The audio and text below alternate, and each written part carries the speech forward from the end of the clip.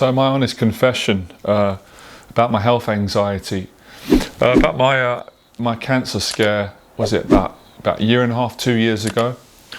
I was, I think it was in 2019. I was swimming. This is when I was getting in shape, guys and girls, to lose weight. I felt a pain on my side, and I was in the swimming pool swimming. And I thought, oh God, this is a horrible pain.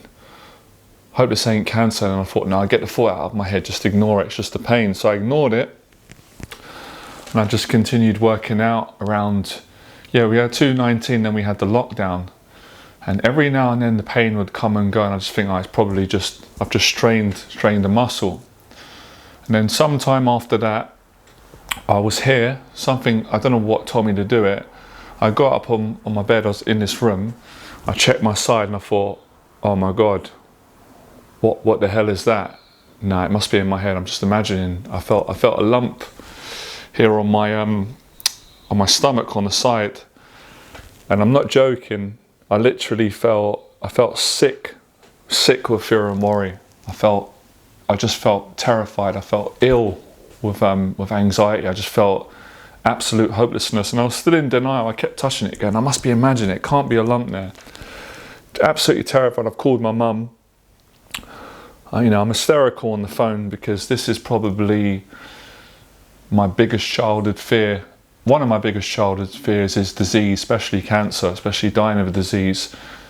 And I'm literally just going, please God, please Jesus, not now. My life is going, I'm so grateful. I've just overcome a mental health breakdown. I've found gratitude in COVID, and I'm literally enjoying every day. And I don't have much at the moment in terms of material things that I used to have. Please God, please Jesus, please, I don't want to die yet. I've got so much to give. I really love my life. And my mum was great in a way, even though I got a bit upset with my mum, because I needed that reassurance. And my mum was just like, look, don't worry, go to the doctors. And I was like, no, you don't understand. I can't go to the doctors. I'm terrified of doctors. It's like a childhood fear. I don't want to know. I'm scared to know. I don't want a diagnosis. I just wanted it to go away. So that night, I had to go to sleep. I had a deep sleep. I couldn't deal with it. I got up in the morning and I was like, please be a dream. I checked. I was like, oh no, it's real. So I went to my mum's and my dad's. My dad's great with it. Both my parents are good at things like this. My dad felt it, and he said, mate, he goes, that is not cancer, I'm telling you. I was like, how do you know though? It's a lump. I've gone online, I'm Googling. I'm thinking, oh man, please, how am I going to deal with this? So my mum phoned the doctor, and I was, oh man, fear's not the word. And the doctor said, come down, straight away, gave me an appointment. Really nice guy, checked it, and he said, no, he said, that's not a cancer lump. That's probably just where you just injured it from working out. He said, are you working out? I said, yeah, I train a lot. So I felt reassured. My dad was like, see, I told you. And I was like, oh, thank God. But the fear didn't go away, the anxiety come back. I started suffering from health anxiety. I didn't even know that was an anxiety. I remember years ago, one of you asking me on the stream, and I was just like, I actually feel bad, but that's life. No one's perfect. I kind of dismissed it. I was just like, I've never really had that. Now I've experienced it. It's horrible. It's horrible, horrible anxiety. But listen, there's hope. So I felt fine after. Then it was, I can't remember how long it was. I just started to get paranoid. Every time I'd see a spot on my body, it would just trigger me. I just would be constantly worried about cancer, about diseases, about health. I wasn't like that before. The lump really triggered me, and I was like, what if the doctor made a mistake? So I've gone to another doctor, same place, different lady, and she's like, nah, I don't think that's it's too small, and the description, it's kind of like squidgy. It's not the description, it doesn't appear to be anything serious. I'm like, all right, but I still can't settle. So I go to the hospital this time. Another doctor who I didn't think he was very friendly. I thought he'd come across a bit cold, and he was like, I can't guarantee that that's not cancer or lump. I was like, oh man, I don't want to hear this. So in the end, they got me, I got booked for an ultrasound, a scan. My mum said that will give you peace of mind. And during that time, You know, I was really worried, but I just kind of had to get on with it. I've kind of calmed myself down, and you know, I just thought, well, it's probably unlikely that it is, but I was preparing for the worst. Had the scan, lovely nurse. She said, no, that's not. It's not cancer. It's not a cancer lump. It's just, you know, it's non-tumor. It's just like a little fatty lump. And I was like, oh, thank you, God, man. Like, thank God for that. So I've come out of hospital, fine, gone, finished. No health anxiety. Made me really grateful. Of course, I'm only human. You know, you feel guilty because you start thinking there are people. You know, my nan died of cancer. My nan died of leukemia. I could never get over it. My nan was like, I can't even put it into words how much I love my nan, what my nan means to me. That's why I like to speak on it on videos. Quite recently I had a conversation with my mum because I was a bit nervous about upsetting my mum or family about mentioning my nan. My mum was like, no, of course you can talk about your nan. I was like, oh, good. It's a sensitive subject, you know, I've got a lot of respect for. Obviously that's my mum's mum. She means a lot to all of us. So that affected me. I never got over that. So when I come out of the place, I just felt so much gratitude, like with my dad, and you know, didn't really think much of it. Then got the all clear, got the results, continued on, fine for about a year. Then after a year, just got triggered, started to suffer with terrible health anxiety, constantly checking my body for lumps, panicking anytime I saw a spot, anytime I felt a pain in my stomach. You know, thought I was having heart problems, went to the doctor, he said, no, your heart's fine. And I realized, you know what, I went online and there's all these, like, so many lovely people that have been through it. And I just thought, you know what, I've got so much compassion for anyone who's struggling with health anxiety, because I've been going through it. And it is the most loneliest, frightening anxiety that I've ever dealt with. And I'm humbled to say that I've overcome most of the anxieties that most human beings are scared of. Social anxiety is nothing, in my opinion, compared to health anxiety. Like, that used to be scary for me and debilitating, and you know, the fear of people judging you and being awkward. For me personally, nothing like health anxiety. It triggers a different type of, you know, it triggers the fear of death and the fear of disease, and the whole idea around cancer, and you know, that we've, you know, it's just one of those things that scares a lot of people. So the strength, I can't even put into words how grateful I am. A lady online who specialises in health anxiety, who had it herself, just so grateful for her honesty. She gave me a lot of strength. Other people, so many good people online who helped me, and I'm massively improved now, because I couldn't even talk about it. You know, I didn't even want to speak about it. That's how frightened I was of it. But of course, like all fears, and this is what I've been teaching and living for the last 12 years, you've got to face them. Otherwise they bully you, they blackmail you, they shame you, they frighten you, and the voices feed off of that. So for me, it goes back to what I learned from my faith as a young kid. Confession. Confessing it out takes so much courage. I can't believe the courage I've got right now. I just can't even put it into words, because I couldn't do this a year and a half ago. I couldn't speak about it, and it wasn't because I cared what people thought about me. It's because I didn't want to talk about it. I was so frightened. That's what fear does. If you let it, it builds up and it scares you and says you can't talk about me, or I'm going to give you the worst case scenario. So I had to go to the worst case scenario and pray on death, pray on cancer, and go, okay, you know, I know people that have beaten it. Les Brown beat it. I've got people in family that have beaten it. So I had to go to worst case scenario. Then I had to go to gratitude. Then I had to go to my faith. I had to say, what have I learned from this? What has this given me? It's actually made me a better person. It's made me appreciate people more. It's made me, I know that I'm helping a lot of people already. I know there's millions of people out there right now that are struggling with health anxiety. They're worried about what I'm worrying about, and they will feel like they're not on their own. There is hope. There is hope. There's so many good people. So the doctors, most of the doctors were lovely. The next fear I had, which I was terrified, was a blood test. I did everything to get out of it. I didn't want to get a blood test. I was frightened that I was going to have a disease, bad results. I couldn't cope with it, guys and girls. I had one a couple of years ago, no health problems, but my cholesterol was a bit high. I wasn't worried about my cholesterol. I was worried about cancer or something. I couldn't do it. I thought I couldn't do it. Got a phone call from the doctor. It was a month or so ago. when I've been, contradictory to what I'm saying, this is the best place I've ever been in. This is what's got me through. I've never felt so grateful in all my life.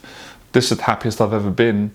My mental health is the best it's ever been, but despite that, I've been dealing aside with the health anxiety, and all of it is obviously mental. And that's why I appreciate everything and everyone. So the doctor called me and she said, your blood test is due. And I said, doctor, you know how scared I am of blood tests, right? She said, how's your mental health? I said, my mental health is amazing. I'm running my business, I'm off medication. I've never felt better, but I'd rather get in the boxing ring than do a blood test. I'm just scared. I'm frightened of diseases. I'm frightened of cancer. I'm frightened of diagnosis. It's a childhood terror and I'm really working at it. And she said, I understand that. I know that. But she said, you know, why don't you come in and have the test on Monday? And I tried to get out of it and I said, I can't. I've got a friend flying over. My friend, she's flying from Latvia. I've got to pick her up and I can't do it. And then she said, oh, you know, come in the morning. I said, I'm going to try and get out of it, doctor. You know how frightened I am. She says, I know that. She was very nice on the phone. And I thought about it. And again, the fear was just, I was in a Costa Coffee. I nearly fainted. It's hilarious. And I just thought, you know what, I'm going to pray on this. I've got to do it. I've got to face it. You know, I can't inspire people more if I'm not continuously facing my fears and also not judging myself, which I didn't, from a place of love and compassion, but really going at it. And I said, I'll be there. 8 o'clock in the morning, Monday morning, I'm picking up my friend Sunday midnight. I'm going to be there. I've got to face this. And I said, I'm just worried about having a disease. I don't know what. She said, we'll deal with it if that happens, but it's unlikely. And my mum was great. She said, I think you should go and do it. And I thought, you know what? Let me do this for other people. If this is just about me, I won't do it. But if this can make me a better teacher and a better person, which I know it would be, I know I feel it in my own prayers, I have to go and do this. And I felt better after. I nearly passed out when she hung the phone up. My fight or flight was triggered. I'm literally sweating. I'm in Costa Coffee. There's ladies there and they're looking at me probably thinking, what's up with this guy? I'm passing out. I'm like, okay, that's fine. I've been here before. Worst case scenario, I faint. I'm fainting because I'm so frightened about the test and health anxiety and all the things I'm going through. So I feel myself fainting. I was like, please, Lord, don't let me faint here. Give me the strength. I couldn't believe it. I found the strength. I didn't faint. I was like, that's amazing. I'm getting stronger. I just felt this gratitude come over me, this strength. And I just said, I can handle it. I'm going to be all right. Whatever happens, I'm going to be fine. Went to the gym, had a great workout. Met my friend. Sunday night I thought, nah, I'm not going to go for the test. Nah, I can't be, I'll leave it. I don't want to do it. I started making excuses, you know, my ego started going off and they're stressing me out, these doctors, I don't want to do it. I don't need to have it, I'm healthy. I was arguing. I couldn't sleep. I thought, my conscience, I had to go. So I went, had a right laugh at the doctors, got the blood test. Doctor said she would give it to me on the same day, but then in the end she said the next day. I'm worried, but I didn't feel as worried as I thought. She called me, got the message, results are great, no health problems. Relief. Health anxiety still hasn't gone away though. Still battling with it, but in a much better place. And I'm not going to stop. I've been praying a lot.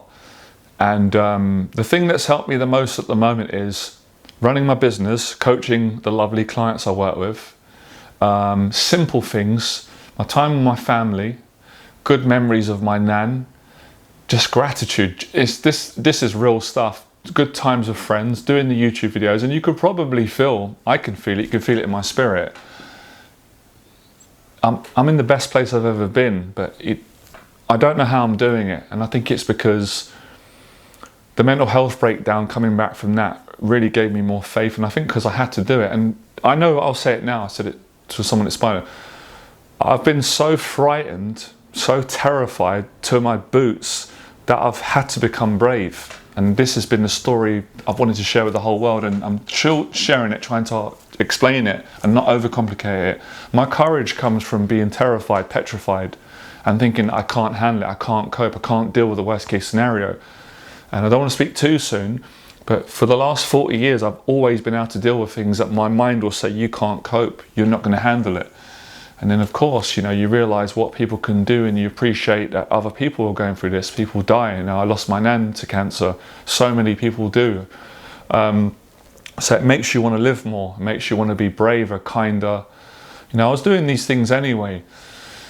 And I also, I lost a friend. I lost a close friend that I absolutely loved. That hasn't been easy. I've been dealing with that as well. The death of a friend who took his own life. That hasn't been easy, but straight to gratitude. Lovely person, had great times with him. I've got no regrets. Deeply saddened by his passing. Can't understand it. Grieving, heartbroken, in agony, but amazing times, and he lived a great life, and he was he's irreplaceable. I can't replace him. It's rare that I meet people like my friend Nick. So, coming out of my own selfishness and realizing, there's people that are really, really struggling, and it is a part of life. We've got to deal with it because it is a part of life, and it's, it is challenging. But I spoke to people that not afraid of it, and all these people on YouTube that are so brave. When I first watched it, I was like, how do these people do it? How do they speak about cancer? How do they? I don't have the courage. But then that's what great people do. They inspire you. That's how I can help other people, and they've helped me. So it's really about realizing that there's good people out there that understand, and there's always a solution. You know what I mean? So yeah, this has been it's really really challenged me, but it sounds like a contradiction, but during my struggle, I'd say my struggle has really been from 2017 with the mental health breakdown and recovering from that and being grateful, and then having the cancer scare. But both scares, I thought my life was over when I had the breakdown. I was crying on my knees, begging God, saying, please, Jesus, don't leave me in this place. I take back what I said about being tough. I'm this, I'm that. No choice to have humility, and then I got through it. I got strength from being so vulnerable and so honest, and I got through it and recovered, thank God. And then same with the cancer scare. Please God, please don't let this be true. If it is true, give me the strength to handle it, and don't leave me on my own. And of course, I know that the Lord will never leave me on my own, because He never has, never will. But those fears kick in, and that's where faith comes in, and good people. And my family have been great.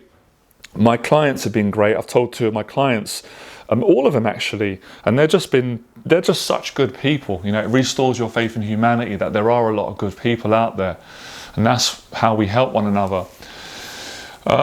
So some of my best times, it don't make any sense to me. This has been my experience from 2017. How can your best times be your most challenging times in life? Intellectually, the mind doesn't understand that, but the heart does, the spirit does, and people that have really gone through stuff will go, I totally understand what Jonathan's saying.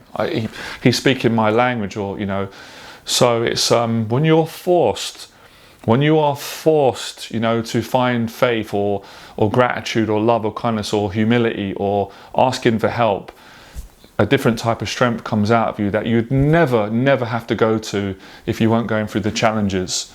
And I wouldn't want anybody to have to go through this to understand that. That's not my point. But my point is, we're all going through struggles, and I struggle when things go well, and I think, how long is this going to last for? So gratitude, it's really living gratitude. And my teaching's been better. It really has. My teaching's been better since getting the cancer scare and the breakdown, because it's forced me to be even more honest, more understanding, more open, but also firm as well, having boundaries. And I'm not taking credit for this. I can't believe the change in me. I didn't know I was this strong. I remember my mum saying to me, you don't realise how strong you are, Jonathan. You don't realise what you've got through, the strength that you've got. Because sometimes I have doubts. I'm only human. A teacher has doubts. Doesn't matter what he's achieved. And if I didn't have doubts, then I wouldn't be humble, and I wouldn't be a God-fearing person. I wouldn't have humility. But it's what you do with those doubts, their voices, their thoughts, their anxieties, and it's how you deal with it and how you move forward. So I'm blessed, because where I am now with my health anxiety is not where I was a few months ago. I was, really struggling with it. I don't know how I went to work and ran a business. I don't know how I done it. I don't know how I was able to function. But my faith and praying. So I look at this and say, this is for a reason. So for a reason a lot bigger than me. And so yeah, I've got massive compassion for anyone who's going through it. All I can say is that there is hope. I can't really find other words right now. I'm not going to use words for the sake of it, but you'll feel my heart. You'll feel that I mean it. It's from my heart. So yeah, man, I actually even done therapy for it. I'm proud of myself. I've done therapy before. I did therapy for my friend's death, because I've been grieving. That hasn't been easy. And also for the health anxiety. I spoke to therapists, 2 paid sessions, and it really helped me. Didn't want to continue, it didn't feel right, but I'm grateful for the 2. So I'll tell you what, man, I've said it before, I speak for all of us, myself included.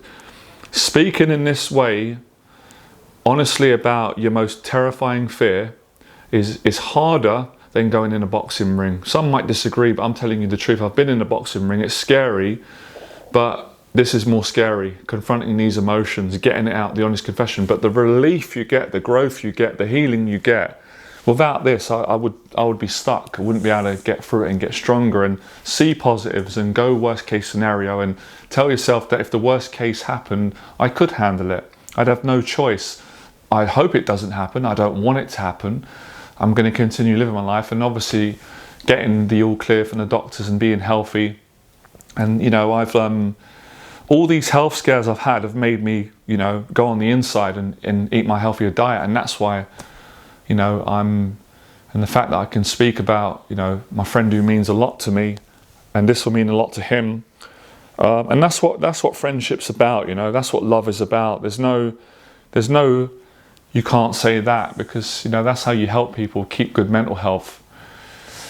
So that's my honest confession for today.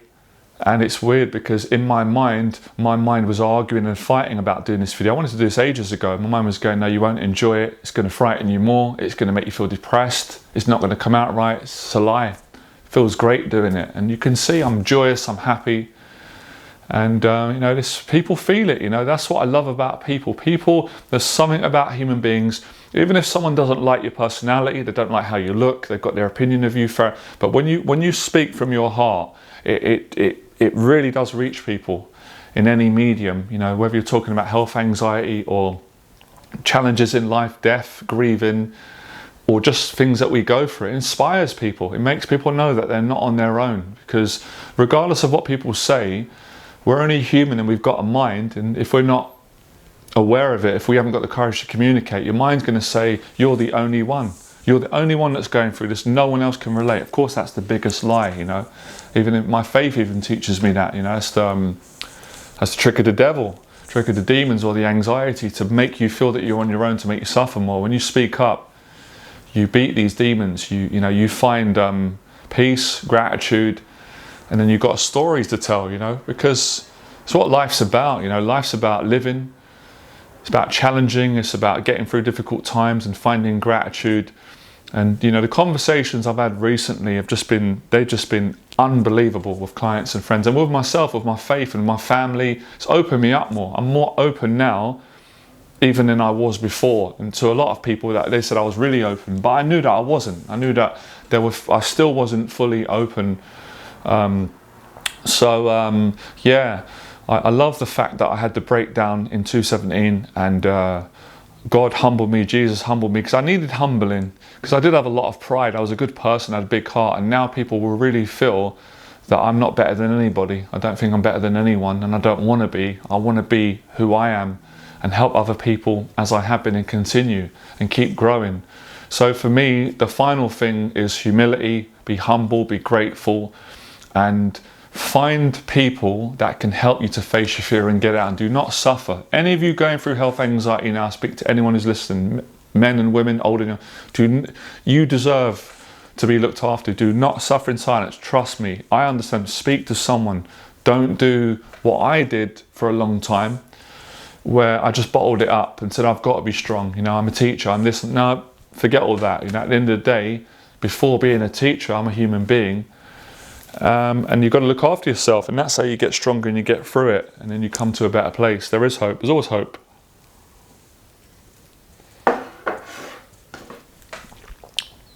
So yeah, there we go. That'll be it. That's my confession today. I hope it helps a lot of people. Speak to you soon.